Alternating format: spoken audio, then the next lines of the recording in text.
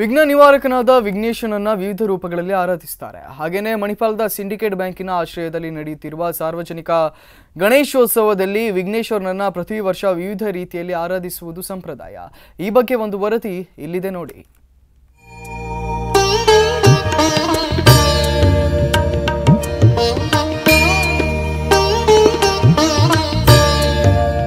ವಿಘ್ನ ನಿವಾರಕನಾದ ವಿಘ್ನೇಶನನ್ನ ವಿವಿಧ ರೂಪಗಳಲ್ಲಿ ಆರಾಧಿಸುತ್ತಾರೆ.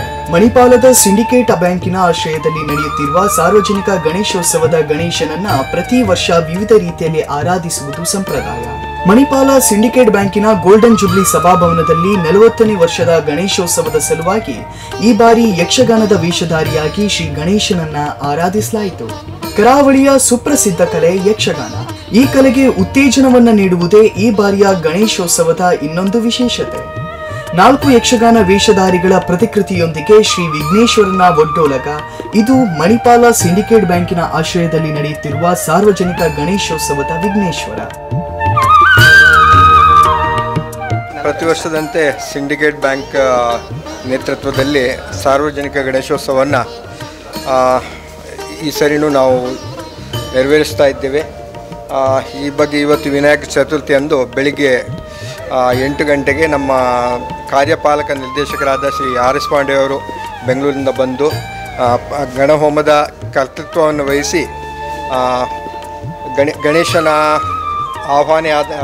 ಮೂರ್ತಿಯಲ್ಲಿ ಆವಾಹನೆ ಆದ ನಂತರ ಗಣೇಶೋತ್ಸವವನ್ನು ಚಾಲನೆಗೊಳಿಸಿದ್ದಾರೆ.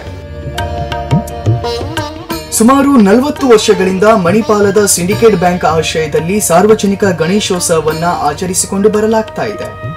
ಮಣಿಪಾಲದ ಸಾರ್ವಜನಿಕ ಗಣೇಶೋತ್ಸವವನ್ನು 3 ದಿನಗಳ ಕಾಲ ಗೋಲ್ಡನ್ ಜುಬ್ಲಿ ಹಾಲಿನಲ್ಲಿ ಆರಾಧಿಸಿ ಆ ಬಳಿಕ ಭವ್ಯ ವಿಸರ್ಜನೆ ಮೆರವಣಿಗೆಯೊಂದಿಗೆ ವಿಘ್ನೇಶ್ವರನನ್ನ ವಿಸರ್ಜನೆ ಮಾಡಲಾಗುತ್ತದೆ. 3 ದಿನಗಳ ಕಾಲ ಪ್ರತಿನಿತ್ಯ ಸಾಂಸ್ಕೃತಿಕ ಕಾರ್ಯಕ್ರಮಗಳನ್ನು ಕೂಡ ಈ ಸಂದರ್ಭದಲ್ಲಿ ಆಯೋಜನೆ ಮಾಡಲಾಗುತ್ತದೆ. ಈ ಬಾರಿಯ ಗಣೇಶೋತ್ಸವಕ್ಕೆ ಸಿಂಡಿಕೇಟ್ ಬ್ಯಾಂಕಿನ ಕಾರ್ಯಪಾಲಕ ನಿರ್ದೇಶಕರಾದ ಆರ್ ಎಸ್ ಪಾಂಡೆ ಅವರು ಗಣಹೋಮದ ನೇತೃತ್ವವನ್ನು ವಹಿಸುವ ಮೂಲಕ ಚಾಲನೆಯನ್ನ ನೀಡಿದರು.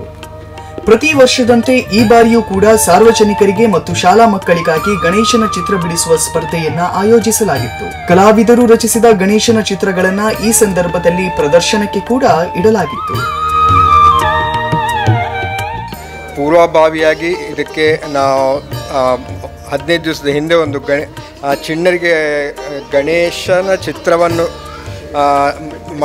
ಬಿಡಿಸುವಂಥ ಒಂದು ಸ್ಪರ್ಧೆಯನ್ನು ಇಟ್ಕೊಂಡಿದ್ವಿ. ಅದಕ್ಕೆ ಸುಮಾರು 150 ಜನ ಹುಡುಗರು ಚಿಣ್ಣರು ಬಂದು ಭಾಗವಹಿಸಿ ಅದನ್ನು ಚೆಂದ ಮಾಡಿಕೊಟ್ಟಿದ್ದಾರೆ. ಇವತ್ತು ಮತ್ತು ನಾಳೆ 3 ದಿವಸ, ಇವತ್ತು ನಾಳೆ ನಾಳ್ದು 3 ದಿವಸ ಮಹಾಪೂಜೆ ಇರುತ್ತೆ 12 ಗಂಟೆಗೆ. ನಂತರ ಪ್ರಸಾದ ವಿತರಣೆ ಇರುತ್ತೆ. ಸಂಜೆ 5 ಗಂಟೆಯ ನಂತರ ಇವತ್ತು ಮತ್ತು ನಾಳೆ ವಿವಿಧ ಕಾರ್ಯಕ್ರಮಗಳು ನೆರವೇರಿಸುವಂಥವರಿದ್ದೀವಿ. ಮಣಿಪಾಲದ ಗಣೇಶೋತ್ಸವ ಈ ಬಾರಿಯ ಯಕ್ಷಗಾನದ ಒಡ್ಡೋಲಗದ ಗಣೇಶನ ವಿಗ್ರಹವನ್ನು ಕಂಡು ಭಕ್ತಾದಿಗಳು ಪುನೀತರಾದರು. ಈ ವಿಗ್ರಹದ ರಚನೆಯ ವಿನ್ಯಾಸವನ್ನ ಮತ್ತು ಕಲ್ಪನೆಯನ್ನ ಮಾಡುವವರು ಸಿಂಡಿಕೇಟ್ ಬ್ಯಾಂಕಿನ ನಿವೃತ್ತ ಸಿಬ್ಬಂದಿಯಾಗಿರುವ ಲಿಯಾಕತ್ ಆಲಿ. ಒಟ್ಟಾರೆಯಾಗಿ ಸರ್ವ ವಿಘ್ನಗಳನ್ನ ನಿವಾರಣೆ ಮಾಡುವ ವಿಘ್ನೇಶ್ವರನ ಆರಾಧನೆಯಿಂದ ಲೋಕದ ಸಮಸ್ತ ವಿಘ್ನಗಳು ನಿವಾರಣೆಯಾಗಲಿ ಎಂಬುದೇ ನಮ್ಮ ಆಶಯ. ದಿವಾಕರ್ ಹಿರಿಯಡ್ಕ, ಸ್ಪಂದನ ನ್ಯೂಸ್, ಉಡುಪಿ.